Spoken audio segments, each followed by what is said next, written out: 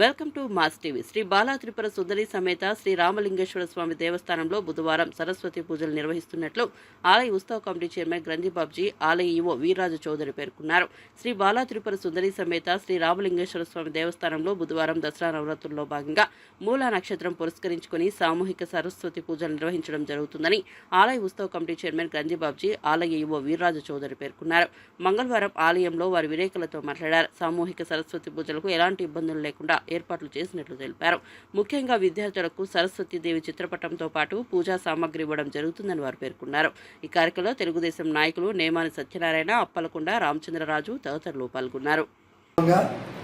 కాకినాడలో వేయించేసి ఉన్న శ్రీ బాలా త్రిపుర సుందరి సమేత రామలింగేశ్వర దేవస్థానంలో 7వ రోజు అనగా రేపు 9వ తారీఖు ఉదయం 8 గంటల నుంచి సరస్వతీ పూజ ప్రారంభమవుతుంది. దానికి నగర శాసనసభ్యులు శ్రీ వరమాడి కొండబాబు గారు ఆధ్వర్యంలో వారి చేతుల మీదుగా ప్రారంభిస్తాం.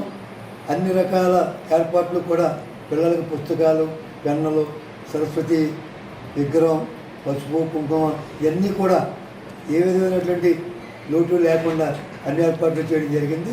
దాన్ని రేపు పొద్దున 8 గంటలకల్లా ప్రారంభిస్తామని చెప్పి మీ ద్వారా తెలియపరుచుకుంటాం. కాకినాడ పట్టణంలో చేసిన శ్రీ బాలా త్రిపుర సుందరి అమ్మవారి దేవస్థానంలో శరన్నవరాత్రి మహోత్సవాల్లో భాగంగా రేపు మూలా నక్షత్రం సందర్భంగా ఉచిత సామూహిక సరస్వతి పూజా మహోత్సవం ఏర్పాటు చేయడం జరిగింది. ఈ కార్యక్రమంలో ముఖ్యంగా అన్ని ఏర్పాట్లు చేయడానికి మా స్థానిక శాసనసభ్యులు శ్రీ వనమాడి వెంకటేశ్వరరావు గారు సూచనలు సలహాల మేరకు మా గ్రంథిబాబ్జీ గారి సహకారాలతో సభ్యులు, భక్తులు మొత్తం అందరి సహాయ సహకారాలతో ఈ 10 రోజులు కార్యక్రమాలు కూడా దిగ్విజయంగా నిర్వర్తించడానికి అన్ని ఏర్పాట్లు చేయడం జరిగింది. వచ్చే భక్తులకు ఏ విధమైన ఏర్పాట్లు లేకుండా అన్ని ఏర్పాట్లు కూడా చేయడం జరిగింది.